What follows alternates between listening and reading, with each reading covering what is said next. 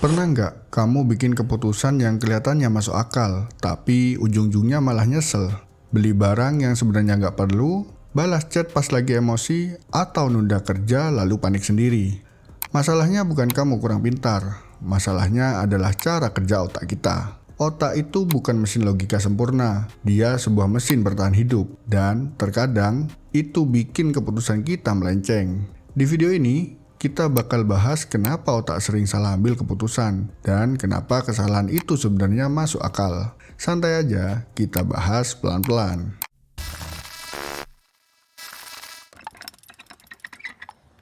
Otak kita setiap hari ambil ribuan keputusan, dari bangun tidur sampai tidur lagi. Kalau semua dipikir panjang, kepala kita bakal capek duluan. Makanya, otak punya kebiasaan penting. Dia cenderung suka jalan pintas. Jalan pintas ini membuat kita cepat bertindak, tapi semua itu ada harganya. Otak sering pakai pengalaman lama untuk mutusin hal baru. Kalau dulu berhasil, dianggap aman. Kalau dulu bikin takut, dianggap bahaya. Masalahnya, kondisi sekarang sering beda, tapi otak tetap pakai pola lama. Karena itu lebih hemat energi. Cepat tapi tidak selalu akurat. Misalnya begini, dulu kamu pernah rugi beli barang online. Sejak itu, setiap lihat promo besar, otak langsung curiga. Padahal tokonya beda, produknya beda, situasinya juga beda. Tapi otak bilang, ini mirip kejadian dulu. Akhirnya kamu batal beli. Padahal kali ini sebenarnya aman. Itu bukan trauma lebay, itu otak lagi pakai jalan pintas. Banyak orang mikir kita ambil keputusan pakai logika dulu. Faktanya sering kebalik. Emosi muncul lebih cepat, logika datang belakangan. Otak kita bereaksi dulu, baru setelah itu cari alasan. Saat senang, semua kelihatan masuk akal. Saat marah, semua terasa menyebalkan. Logika sering cuma jadi pembenaran, bukan pengendali. Makanya, keputusan saat emosi kuat sering terasa benar saat itu, tapi salah setelahnya.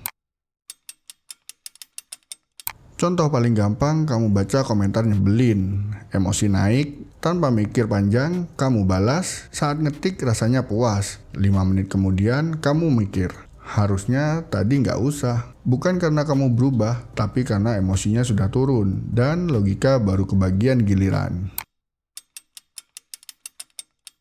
Otak kita punya kebiasaan aneh, rasa takut rugi lebih kuat dibanding rasa senang dapat untung. Kehilangan 100.000 rasanya lebih sakit daripada senang dapat 100.000. Karena buat otak, kehilangan itu ancaman. Ancaman berarti bahaya, bahaya berarti harus dihindari. Akibatnya, otak sering pilih aman, meski hasilnya biasa saja. Daripada ambil resiko kecil dengan peluang besar, otak seringkali memilih untuk mundur. Bukan karena malas, tapi karena otak fokus bertahan bukan berkembang. Misalnya soal kerja, ada peluang pindah kerja dengan gaji lebih besar, tapi ada resiko. Lingkungan baru, aturan baru, tekanan baru. Otak langsung fokus ke yang bisa hilang, bukan ke yang bisa didapat. Akhirnya kamu bertahan di tempat lama, bukan karena paling nyaman, tapi karena terasa paling aman. Otak sangat percaya pada apa yang terlihat di depan mata. Yang sering muncul terasa lebih penting, yang jarang kelihatan terasa tidak mendesak. Otak susah membedakan mana yang penting, mana yang cuma ramai. Makanya kita mudah terdistraksi. Notifikasi kecil bisa terasa lebih penting daripada rencana besar. Bukan karena rencana itu buruk, tapi karena efek tidak langsung terlihat. Otak suka hasil cepat, bukan dampak jangka panjang. Contoh paling dekat, kamu niat ngerjain tugas penting, tapi HP bunyi. Satu notifikasi masuk, terus buka satu aplikasi, lalu pindah ke yang lain. 1 jam lewat, tugas belum jalan. Bukan karena kamu nggak niat, tapi karena otak tertarik pada yang langsung terasa.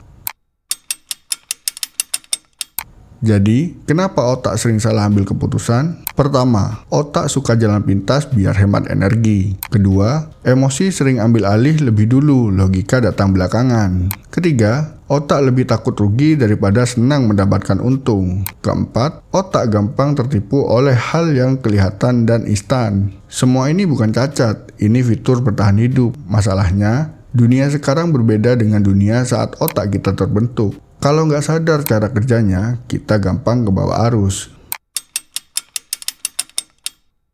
Ngopi itu bukan soal kopinya, tapi soal berhenti sebentar. Berhenti sebelum mutusin, berhenti sebelum bereaksi, karena kadang yang kita butuhin bukan jawaban baru, tapi waktu sebentar buat mikir lebih jernih. Sampai ketemu di pulang ngopi berikutnya. Kita ngobrol pelan, biar pikiran gak keburu salah jalan.